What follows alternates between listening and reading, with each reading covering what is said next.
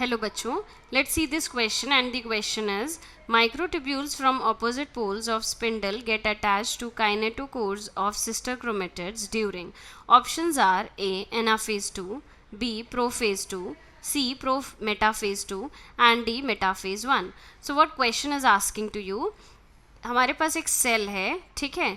Cell के अंदर जो स्पिंडल है ये आपके स्पिंडल है, ठीक है। और इस स्पिंडल में ये जो है this is your microtubule, because spindle is made up of microtubule protein fibre, तो ये माइक्रोट्यूब्यूल है।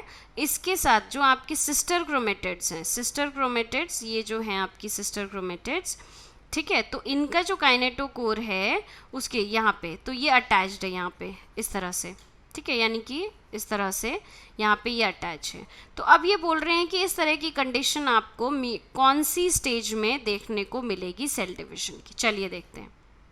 ए एनाफेज 2, बिल्कुल नहीं, क्योंकि एनाफेज 2 में तो ये क्या होते हैं, सेपरेट होते हैं, क्रोमोसोम या क्रोमेटिड आपस में सेपरेट होते हैं, तो अकॉर्डिंग टू द क्वेश्चन ये आपका आंसर नहीं है। बी प्रोफेज 2, तो प्रोफेज 2 भी आपका आंसर नहीं, क्योंकि प्रोफेज 2 में कंडेंसेशन होता है क्रोमोसोम का, स्पिंडल अटैच नहीं होते हैं, वहाँ तो स्पिंडल फॉर्म होता है। सी मेटाफेज 2, यस ये आंसर है आपका। डी मेटाफेज 1 आंसर नहीं होगा। अब क्या डिफरेंस है मेटाफेज 1 और मेटाफेज 2 में, मैं बता देती हूँ। मेटाफेज 1 के अंदर आपके जो काइनेटोकोर है तो वो 2 क्रोमोसोम के काइनेटोकोर से आपका स्पिंडल अटैच होगा, इस तरीके की कंडीशन देखने को मिलेगी। लेकिन क्वेश्चन ने आपसे पूछा है कि सिस्टर क्रोमेटिड्स जब अटैच हो वो कंडीशन कौन सी, यानी कि ये कंडीशन।